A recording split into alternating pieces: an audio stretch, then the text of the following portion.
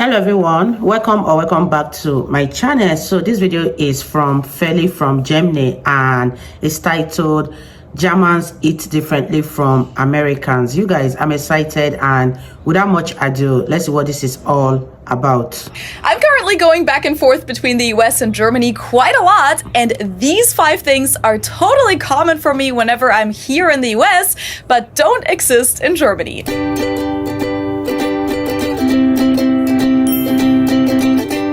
Hello, servus, and welcome back to my YouTube channel. My name is Feli. I'm originally from Munich, Germany, but I've been living here in Cincinnati, Ohio, on and off since 2016. Now, I just came back from Germany in October, and while I was there, I made this video where I talked about 5 essential everyday things at my parents' house in Munich that are totally common in Germany, but that I never see in the US. So today, I want to talk about 5 things that are common here in the US that aren't really a thing in Germany.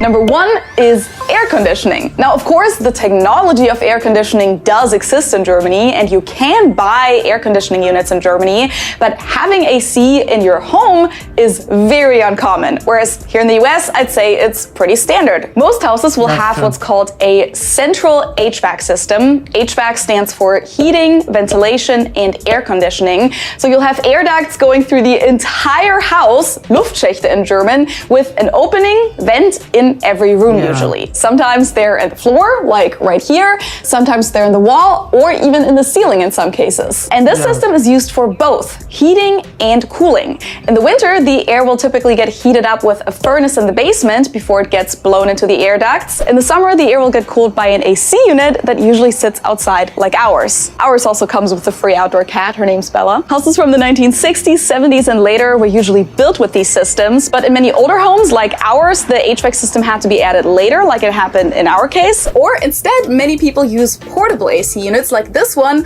or these window units. You'll actually see these in a lot of windows in the US, especially in areas with lots of old buildings or low-income areas. Those houses then often have radiators for heating, which is also how we heat our homes in Germany. In total, over 90% of American households have some type of air conditioning, and it's also standard in commercial buildings and businesses, including grocery stores and even schools. In Germany, on the other hand, only 30% have any type of AC at home, and even in commercial buildings, it's not something you can really expect. Newer buildings often do have AC, older buildings not so much. Grocery stores in Germany usually only cool the fridges and not the entire stores, and when it comes to AC in schools, knowing Germany, those will be the very last places to ever get AC. I mean, they also still use overhead projectors. I think the only place where AC is truly common in Germany is in cars. Reasons for this difference are, of course, the different climates. Large parts of the US get extremely hot temperatures, while summers in Germany are a lot milder,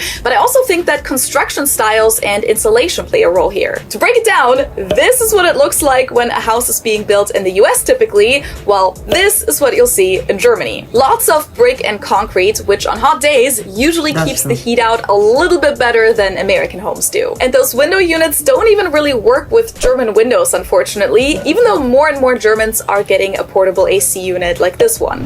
And speaking of windows, number 2 on my list is window screens. Most windows in the US are slide windows, but once you've opened up the actual window part, there's usually a second layer with a bug screen. I think the purpose of this is self-explanatory. It's to keep all of the insects from coming into your home when you open the window. What's cool is that you can slide these open too if you want to, or even take them out altogether. They're also great when you have indoor cats that like to sit by the window, like ours, because you can open the window for them without having to worry that they climb outside. Now, of course, the concept of bug screens exists in Germany, but most windows in Germany don't come with a pre-installed bug screen like this one, which is very shocking to many Americans when they travel to Europe for the first time. My parents actually did install screens in front of some of our windows when I was little, but they were permanently stapled to the window frame, so it wasn't quite as practical as this. When you look for it though, you'll see that there are in fact more professional solutions for bug screens that work with German windows, but I personally have never seen any of those used in real life in Germany. Not quite sure why, to be honest, because even though, of course, we don't have as many insects as people in Florida do, for example,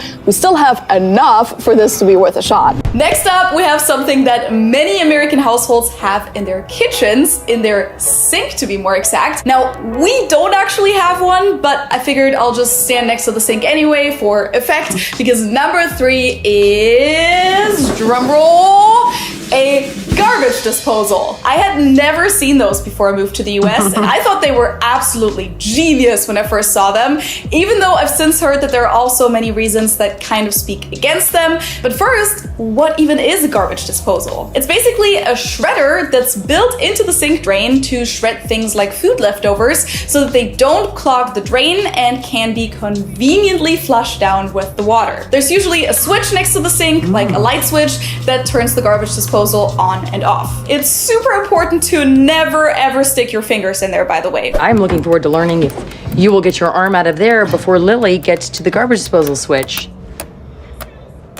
Now, even though we don't have a garbage disposal in this house, I did have one in a few of the places that I lived in before, which actually kind of lines up with the official statistic that says that about 50%, so half of American households, do have a garbage disposal. Meanwhile, in Germany, they're actually illegal in most municipalities, and they're very uncommon in most other countries of the world too. I know AC, I know bird scream, but I don't know what a garbage disposer is, especially the ones that have switch. When she first mentioned garbage disposer, I was thinking she was going to pull out a little bag, which is typically what people use for garbages, but installed inside the sink and having a switch, I have never heard of that. But let me know what your thoughts are, and let's continue watching. Now, there's a whole debate about whether or not flushing shredded food leftovers down the sink drain is bad for the environment and for the plumbing.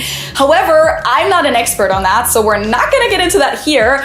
I just wanted to bring up that there is a debate, but either way, what's for sure is that it's very convenient. And we're staying in the kitchen because one item that's very common in the US, especially here in the Midwest, and that many Americans desperately miss when they move abroad is this. Ranch. Yep, you heard right, Americans. Ranch is not a thing in the rest of the world. Even in the UK, which in a lot of cases is a little more similar to American culture, it's not something that you'll find on restaurant menus or in people's fridges, and I've really never come across this in any country other than the US and Canada. Now, those of you not from the US are probably wondering, why is she holding a bottle of yogurt dressing in the camera? Well, it is in fact a type of salad dressing, even though it doesn't really have that slightly sour taste of yogurt that you might expect. It actually took me a while to get used to the flavor when I first came here because my brain didn't really know which category to place this in. But don't worry, I've since come to love and appreciate it. It's made from buttermilk, mayonnaise, onion, mustard, herbs, and a few other ingredients. And it's not only the most popular salad dressing in the US, it's also commonly used as a dip for things like chicken wings, veggies, and even pizza. Most American pizza places give you a selection of dips with your pizza, but it's also just become a flavor in the US. So there are ranch flavored chips, for example. There's ranch flavored sour cream, and there's even ranch flavored seasoning in powder form that people put in all kinds of things like marinade, chili, or even on popcorn. That's a whole other culture shock, by the way. Now, I'm sure that if you look for it, you can buy ranch in certain stores in Germany, and some American-themed restaurants might have it too, but it's not a common thing, and most Germans have never heard of this, let alone tried it. So if you ask for ranch dressing at a German restaurant, they'll probably have no clue what you're talking about.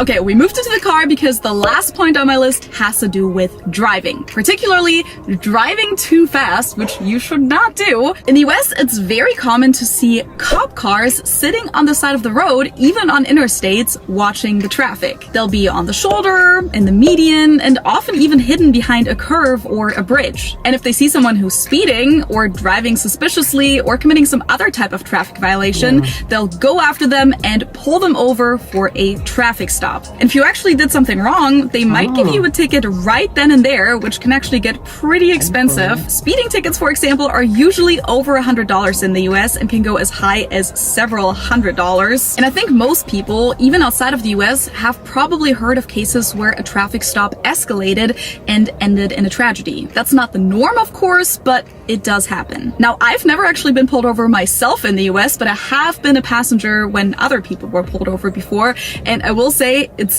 definitely intimidating. So I honestly really hope that I will never get pulled over and never have that experience, because I think especially as a foreigner who's not a citizen, I'd get really nervous and probably forget all about the smart tips about how you're supposed to act during a traffic stop and just freeze. Now, traffic stops do exist in Germany, but it's not the main way of how speeding violations are tracked, and seeing a cop on the side of the road like that is not common at all, especially on the interstate, aka the Autobahn. I'd probably think that the cop car broke down if I ever saw that in Germany. Instead, speeding is typically monitored with radar cameras that are set up temporarily in certain spots, or sometimes even stay there permanently. We call them Blitzer colloquially, so flashers, because they take a picture of you when you're going over the speed limit with a bright flash, and then you'll usually have a letter in the mail a few weeks later with the fine, which used to be relatively low in Germany, but they actually raised them a few years ago, so now I think they go anywhere from 50 euros to several hundred.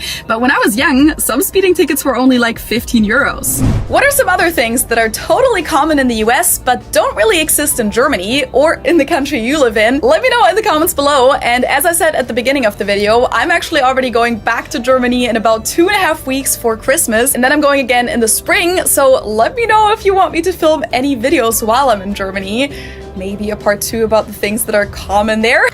Wow, you guys, that was such an interesting one from Feli from Germany. I love the measures Germany has put in place to control their overspeeding. Like, you can't escape that camera, because some people will actually outrun the cops in the US. Sometimes they're not being caught, but with a camera that focuses on you, you cannot escape. And I was so surprised that most people from Germany doesn't even know it or haven't heard about it. I don't know, but I think is okay.